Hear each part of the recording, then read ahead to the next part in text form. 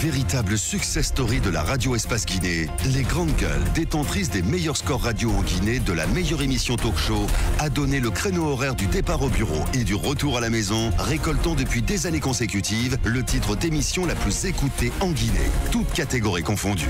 Un grand total de plus de 5 millions d'auditeurs ont été fidèles au talk show Les GG, diffusé jour après jour sur toutes les stations du réseau Adafo Média de 9h à 10h30, un exploit qui restera longtemps dans les annales de la bande FM en Guinée.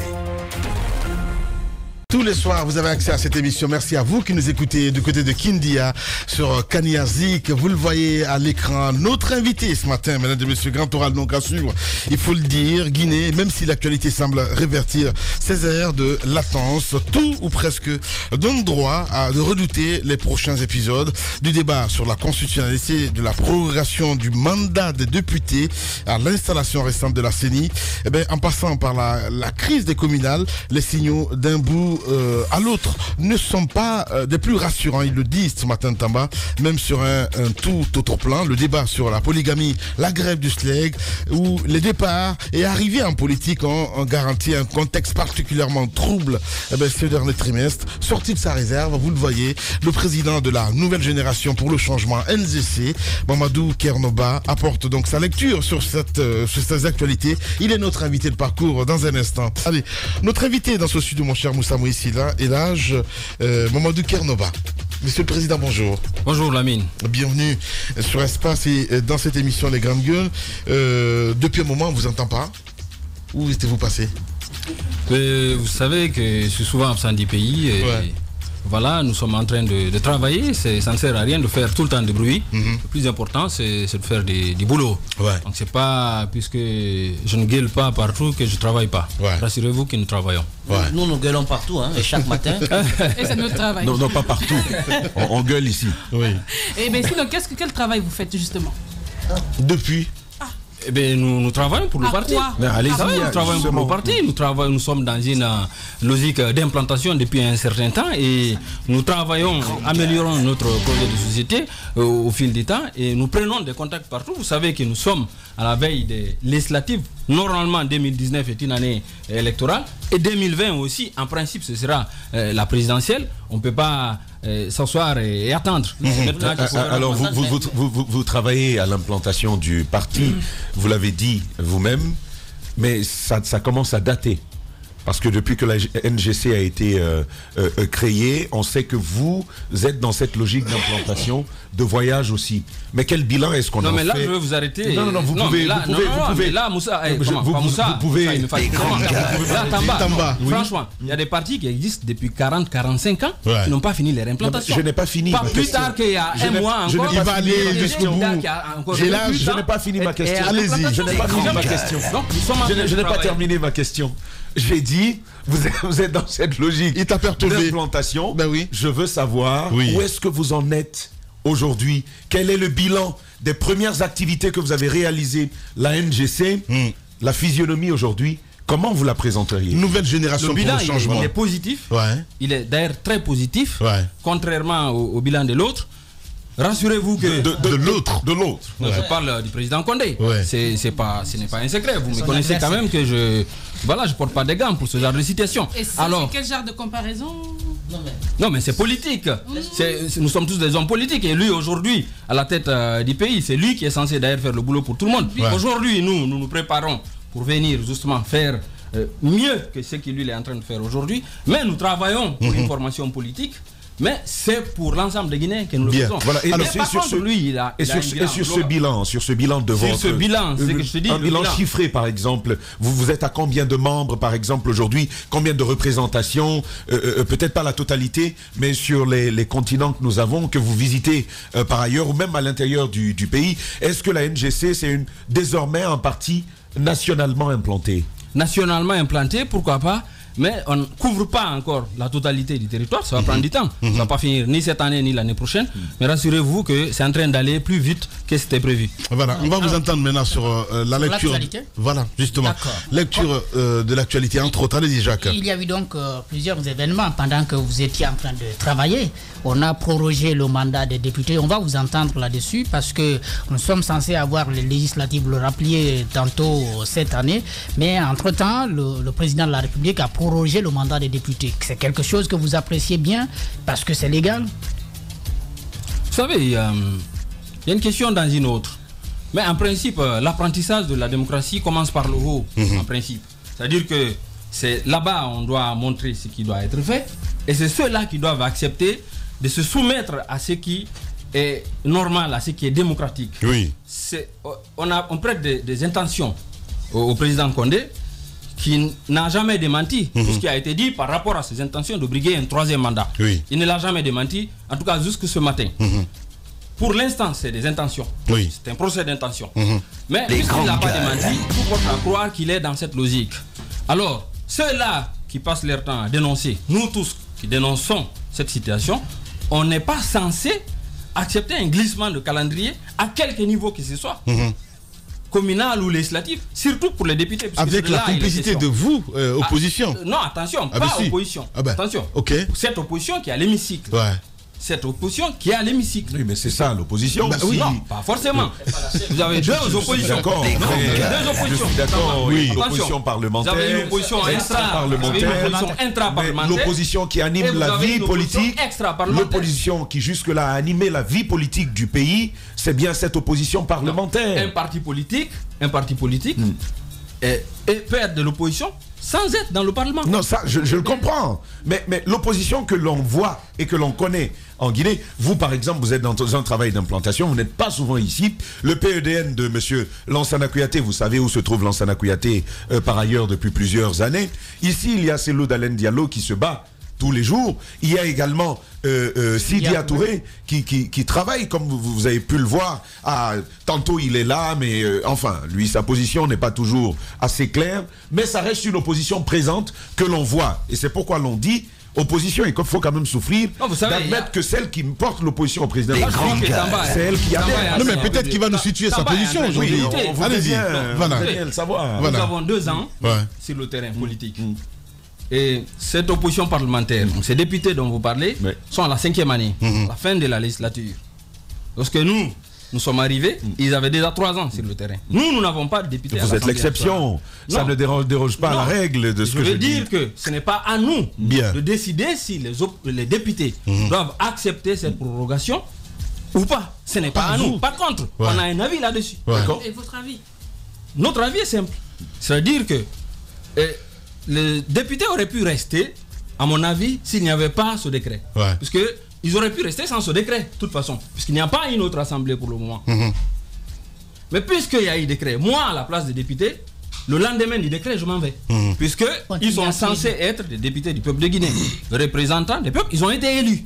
Ce n'est pas un décret, à mon avis, qui doit pouvoir garder un député. Alors, c'est un problème légal. Cette question est réglée parce que justement, il y a la nécessité de faire intervenir la Cour constitutionnelle qui a reconnu la constitutionnalité de la décision du président de la République. Ce qui veut dire que c'est légal. Non, moi je suis d'accord avec vous là-dessus. Par contre, il y a un certain nombre de députés qui ont dit dans un passé très récent qu'ils ne reconnaissaient pas cette Cour constitutionnelle.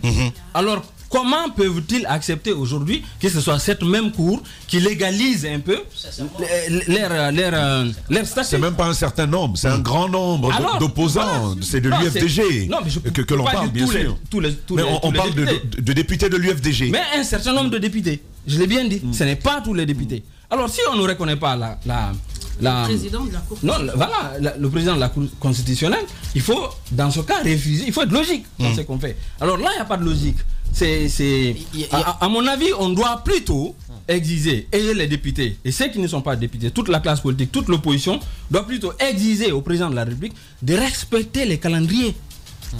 C'est ça. Lorsqu'il y a élection, on doit y aller. Alors, l'opposition, bon, je pense que du côté de l'UFDG, j'ai appris qu'on va certainement siéger, mais pas à l'infini. Dans 3 mois, il va falloir que des élections législatives se tiennent, sinon dans 3 mois, on ne pourra plus être à l'Assemblée parce qu'on ne peut pas indéfiniment être à l'Assemblée. Alors comment vous voyez cette approche-là? Ensuite, l'autre question, c'est au niveau de la CENI. Je suis quand même un peu étonné que monsieur Kébé, je n'ai rien contre lui, ait été élu à l'unanimité. À l'unanimité.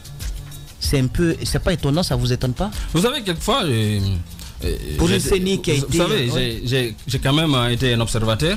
J'ai quelquefois un autre angle, pas forcément politique, quelquefois journalistique, mais je me suis posé la même question de comment on peut continuer à dénoncer un certain nombre de choses. Et à un moment venu, on est tous d'accord sur ce sur quoi on n'était pas d'accord hier, alors que absolument rien n'a changé. À mon avis, tout ça, c'est un faux débat. Ce qu'il faut exiger, c'est le respect du calendrier électoral.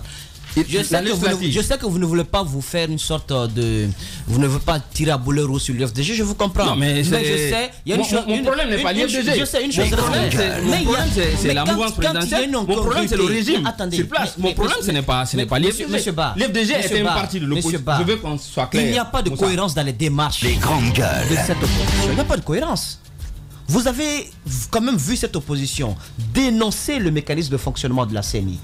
D'ailleurs, Kébé en a fait les frais, puisqu'il a été cloué au pilori par cette opposition, dénoncé sur tous les plans. Mais soudainement, les grandes gueules. Je ne comprends pas. Ouais, mais je vous dis une chose, personne ne me dira le contraire. Un deal a été passé et le deal existe. Sinon, c'est pas possible. Je ne peux pas dire le contraire. Moi, je ne peux pas dire qu'il n'y a pas eu de deal. Mais je n'ai pas non plus de preuve qu'il y a un deal. Ce que je dis, c'est qu'il y a un dysfonctionnement, il y a une incohérence dans tout ça. Et c'est pour ça que je dis que c'est un faux débat. L'essentiel aujourd'hui, c'est quoi? C'est d'exiger des élections. C'est pas dire dans 3 mois, s'il n'y a pas ça, on va faire ceci. Non, le mandat est terminé, il est terminé.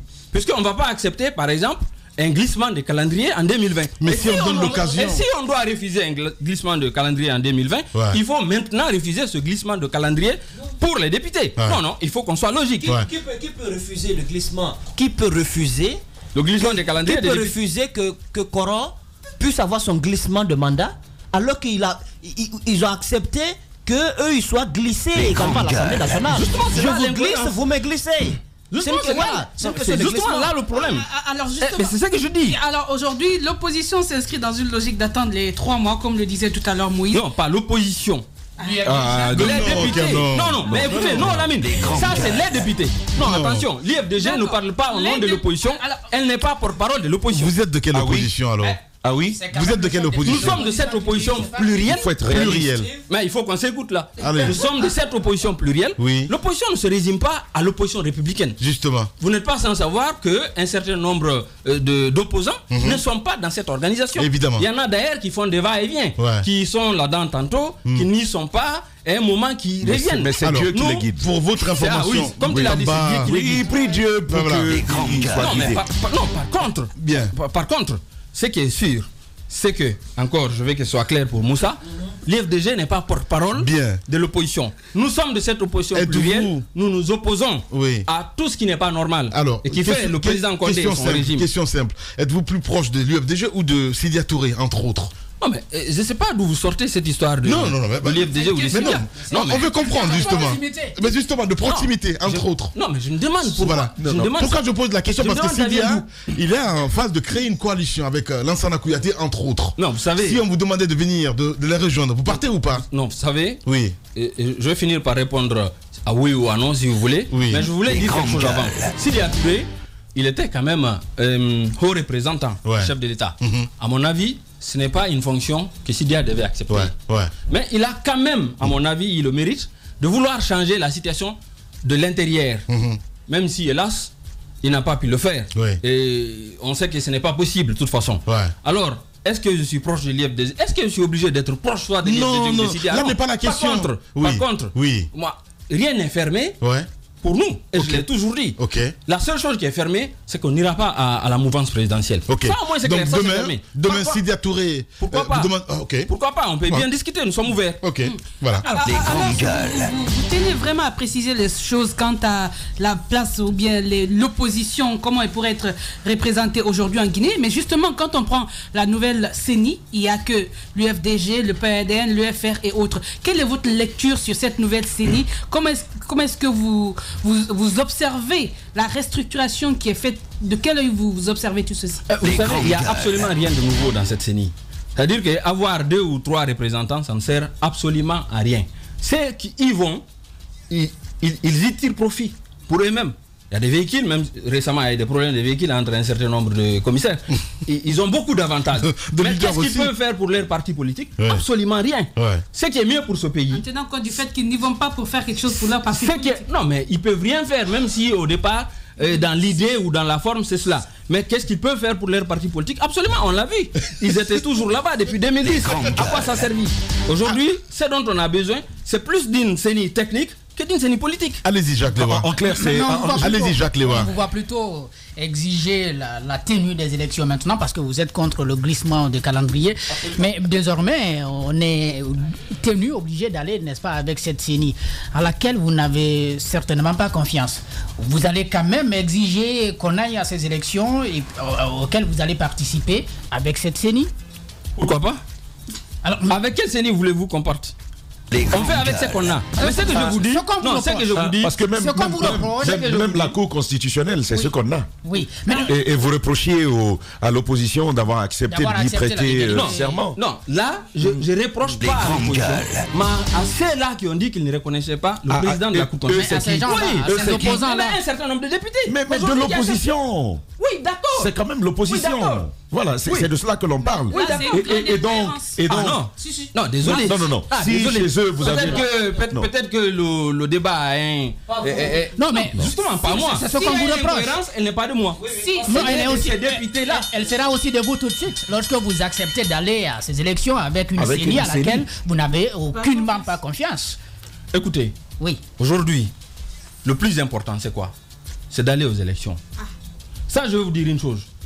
Le pouvoir en place n'a pas envie d'aller aux élections. C'est clair et net. Pourquoi? Pour cette intention qu'on prête au président Condé de vouloir glisser le calendrier. Donc c'est simple. On cherche. Il y a des gens aujourd'hui qui sont devenus des complices, peut-être sans le vouloir. Tous ceux-là qui vont accepter d'aller siéger. Et donc de ce glissement de calendrier, ils sont de facto indirectement complices d'un éventuel glissement de calendrier. Si la cohérence, elle est là, elle est claire, elle est nette. Par contre, je ne suis pas dans ce studio pour dire peut-être ce que vous voulez entendre. Mais je disais donc les élections finalement, pourquoi Thierno Amadou? Pourquoi vous exigez des élections finalement? Si au départ on sait... Thierno Amadou, Jacques Lewa. Absolument. Voilà, et les élections, la démocratie, c'est d'abord les élections. Et puisqu'il y a une date pour les élections, pourquoi on va refuser d'aller aux élections sous prétexte qu'il y a un glissement de calendrier qui fait plaisir à certains et qui vont continuer à tirer profit de leur statut de député? Je crois que je vais repréciser la question de Jacques. Pourquoi on comprend qu'en démocratie, il faut des élections, c'est tout à fait normal. Certains disent même que c'est le poumon de la démocratie. Mais Jacques dit, par rapport à cette question-là, pourquoi aller à des élections dont on connaît d'avance l'issue? Et une issue qui ne vous sera certainement pas favorable si vous ne faites pas confiance à cette CENI. On le saura lorsqu'on ira aux élections si l'issue sera favorable ou pas. Il faut aller aux élections en prenant un certain nombre de mesures. Ok. Et on ne peut pas dire, puisqu'aujourd'hui ces gens sont à la CENI ou ils veulent rester encore à l'Assemblée nationale, qu'on n'ira pas aux élections. Nous exigeons qu'on aille aux élections. Il faut le respect du calendrier électoral. Sinon en 2010, en 2013, en 2015, vous avez pris de bonnes mesures, c'est ce que vous nous avez dit. Vous avez dit cette fois-ci on ne se laissera pas faire, mais vous vous êtes laissé traîner dans la boue. 2018 aussi. Désolé, 2010, 2013, 2015. Je parle d'opposition en général. Je parle d'opposition en général. Donc je ne peux pas répondre là en tant que politique de ce qui s'est passé en 2015 ou en 2010. Mais si tu me demandais en tant que journaliste ce qui s'est passé, je peux te donner des détails qui vont te donner des vertiges. Alors là, je ne parle pas de ça. Alors aujourd'hui, la situation est qu'on doit exiger d'aller aux élections. Là, moi j'insiste là-dessus. En fait, c'est cela. C'est 5 ans. 5 ans est terminé. Il n'y a plus normalement de députés. On doit y aller. Bien. Si ils veulent rester encore, on verra la suite. Mamadou Kernoba, notre invité ce matin chez les GG. Véritable success story de la radio Espace Guinée, les grandes gueules, détentrices des meilleurs scores radio en Guinée, de la meilleure émission talk show, a donné le créneau horaire du départ au bureau et du retour à la maison, récoltant depuis des années consécutives le titre d'émission la plus écoutée en Guinée, toutes catégories confondues. Un grand total de plus de 5 millions d'auditeurs ont été fidèles au talk show Les GG, diffusé jour après jour sur toutes les stations du réseau Adafo Média de 9h à 10h30, un exploit qui restera longtemps dans les annales de la bande FM en Guinée.